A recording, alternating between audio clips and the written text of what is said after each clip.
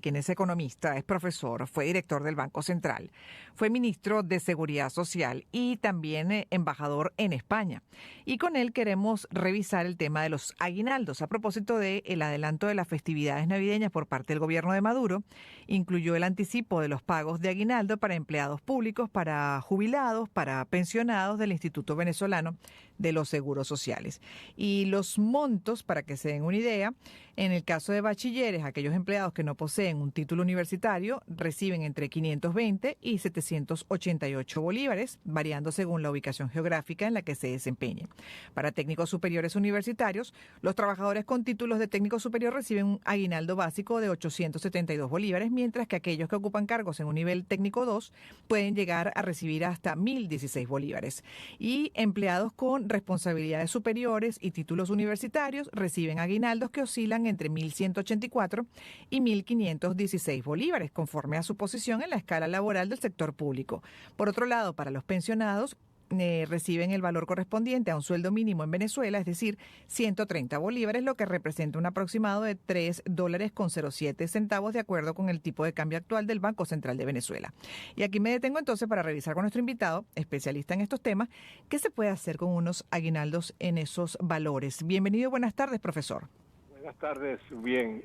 Me parece muy importante tratar este tema porque se ha creado una expectativa por parte del gobierno de que está preocupado por los intereses de los trabajadores y la población, la pensionada, y pues luego de lo que se trata es analizar no solo el monto, sino la oportunidad y la coincidencia de un mercado cambiario que está pues inestable, que está sometido pues a una política que no sé que hay que corregir, porque el tema de la disparidad de tipo de cambio oficial con el tipo de mercado, con el cambio de mercado paralelo, eso crea especulación, y es la especulación no la hacen los trabajadores, los asalariados. La especulación lo hacen los que se aprovechan de la variación del tipo de cambio.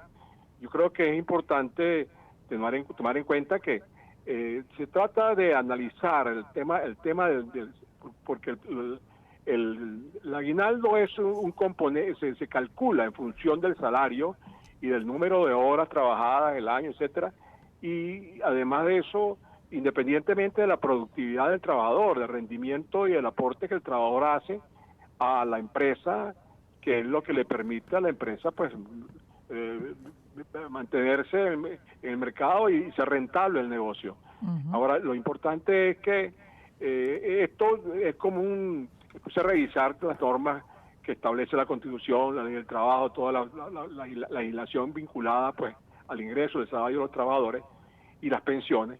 Y me hace recordar que esa discusión la tuvimos hace muchos años, cuando la reforma del 97, nosotros consideramos con los actuarios y con los economistas y los sociólogos y todos los equipos multidisciplinarios que analizamos el tema, que tenía que haber una visión integral, hacer una visión integral, que era importante, y en aquel entonces la inflación era más baja, muy baja. Por otro lado, pues el dólar, pues había un acceso al tipo de cambio que permitía, claro, vamos a decir, que las familias pudieran, porque la visión no es individual, la visión es familiar. La Constitución establece derechos sociales y de la familia. Entonces, hoy día la familia está desintegrada, la familia venezolana está desintegrada, y el sector informal, que no se rige por la normativa que emana de las instituciones correspondientes, es aproximadamente un 60% de la economía. Por supuesto, eso hace que esa población no tiene los derechos sociales que establece la Constitución, y ni tiene aguinaldos ni estas cosas, queda al arbitrio de la empresa donde está trabajando de manera informal. Claro, que entonces, yo lo que creo es que es el momento de sentarnos a buscar un nuevo pacto social. Creo que la coyuntura política de incertidumbre no ayuda a esto, pero hay que hacer un esfuerzo para que esto lo discutamos, porque la idea no es quebrar a las empresas, exigiéndole coercitivamente, compulsivamente, vamos a decir, aumentos salariales. La empresa trabaja en función del mercado, en función de la rentabilidad, del precio, y que pues el ingreso cubra los costos y que le permita que los trabajadores tengan un ambiente propicio para aumentar la productividad. Porque el aumento de la productividad, yo siempre insisto mucho en las entrevistas, que productividad no se puede confundir con producción. Productividad es producir más con menos, es ser más rentable la producción. Para eso, un factor importante es el sector laboral. Entonces, en la producción, el trabajador está protegido en salud, protegido en pensiones, protegido pues en el acceso a los servicios básicos. El trabajador pues puede rendir más.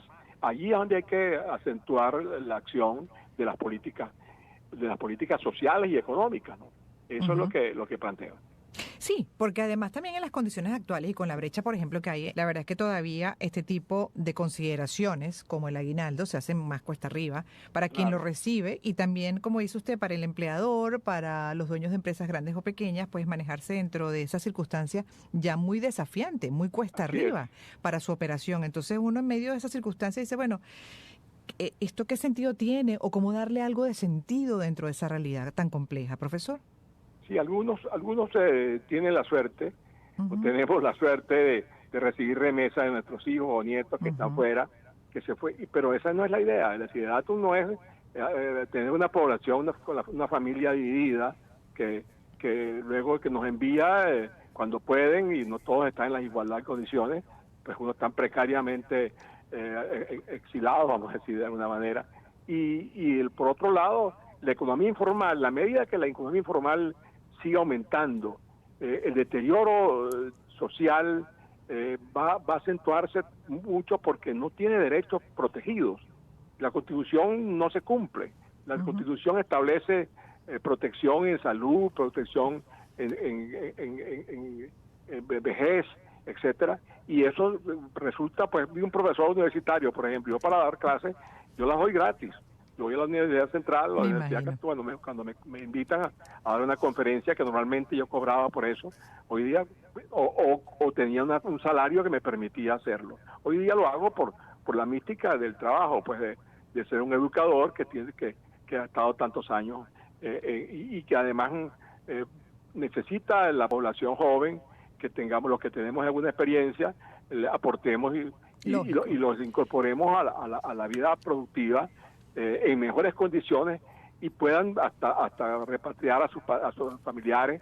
Y yo creo que es importante que esto lo tengamos claro, que el tema político, el escenario que estamos viviendo no conspira contra soluciones inmediatas y vamos a decir certeras, ¿no?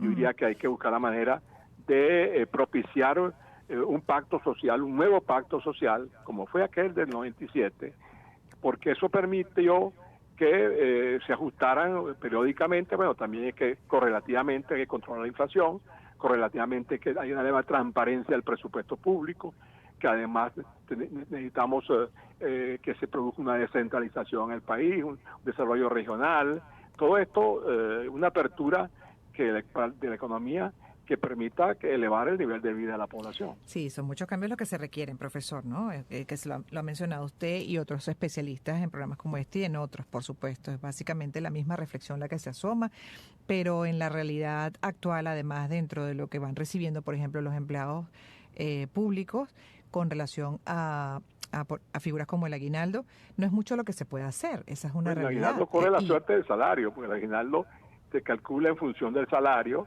y si el salario pues es pírrico, si el salario no tiene ningún valor para adquirir bienes y que está muy por debajo de la cesta básica, pues sencillamente es un saludo a la bandera, es sencillamente un acto político, pero no un acto económico con fuerza social. Y que además, como dice usted, o sea, asume el papel de salario, pero ni eso, ¿no? Porque tampoco, cuando uno hace la conversión, tampoco corresponde a un salario justo, a una remuneración adecuada en el sector público, o en el caso del privado, bueno, se hace más esfuerzos, se trata de compensar con bonos, etcétera, esos bonos quizás, bueno, dentro de ese marco navideño. Y la bonificación, perdóname, Ray, la bonificación no va al salario, no se acumula para prestaciones, la bonificación es una salida que se ha adoptado con el ánimo de no recargar más el gasto público social. Entonces, ojalá pudiéramos tener acceso a la información desagregada del presupuesto porque de esa manera podríamos sugerir ideas para que el sector público Sí. trabaje en soluciones permanentes y realmente significativas, ¿no? De hecho, también quería consultarle, de acuerdo a su especialidad, porque bueno, hay quienes están, por ejemplo, en el sector privado recibiendo esas bonificaciones en bolívares, ¿no? Entonces, en estas circunstancias, ¿qué recomienda usted? Por ejemplo, ¿qué pueden hacer quienes se reciban esos bonos en bolívares para proteger en la medida de lo posible lo que están recibiendo? ¿De qué manera lo pueden utilizar? ¿Qué recomienda Bueno, usted? en primer lugar, hay que tener claro que hay un mercado en bolívar y mercado en dólares, un mercado dual, bimonetario, y que además, pero muy limitado, Ujú. no sé, hay mucha gente que vive, bueno, hay gente, no mucha, que vive de la especulación cambiaria, ¿no?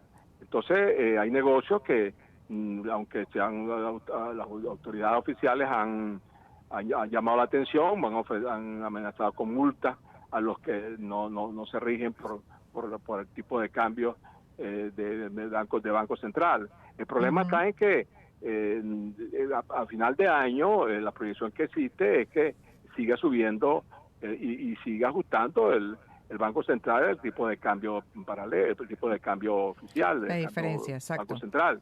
Y eso se va a traducir en especulación, además es una disparidad en el sistema de precios. Lo más grave para un sistema económico es la intransparencia del mercado, cuando hay precios que por un lado de diferentes precios y luego cómo castiga el sistema esas políticas equivocadas, cómo castigan al empresario, porque la idea es estimular la producción, hacer más, que haya más iniciativas, y evitar que la gente se siga yendo, porque cuando uno va a la universidad y ve que antes tenía 30 alumnos, hay 5 alumnos, se abren los cursos porque sencillamente no tienen capacidad para establecer, regularizar su situación en estos estudios. Claro, para Hay una caída en la calidad de la asistencia general. y de la calidad del servicio, sencillamente porque los profesores se van.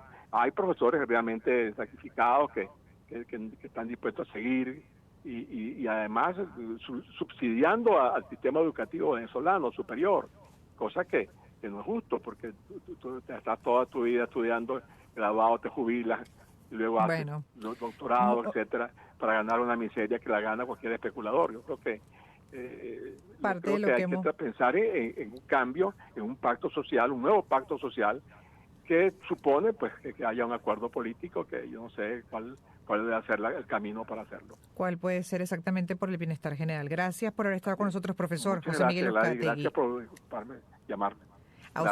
usted por dedicarnos estos Hasta minutos luego, como mucho gusto. economista, Gracias. como exdirector del Banco Central, también fue ministro de Seguridad Social y fue embajador en España, José Miguel Uzcategui. Cerramos entonces esta primera hora. Queda una segunda parte de Gladys en Éxitos, ya para Caracas, pero que igual ustedes pueden seguir escuchando, aquellos que se desconectan por ventanas digitales como el canal Mundo UR en YouTube. En breve volveremos.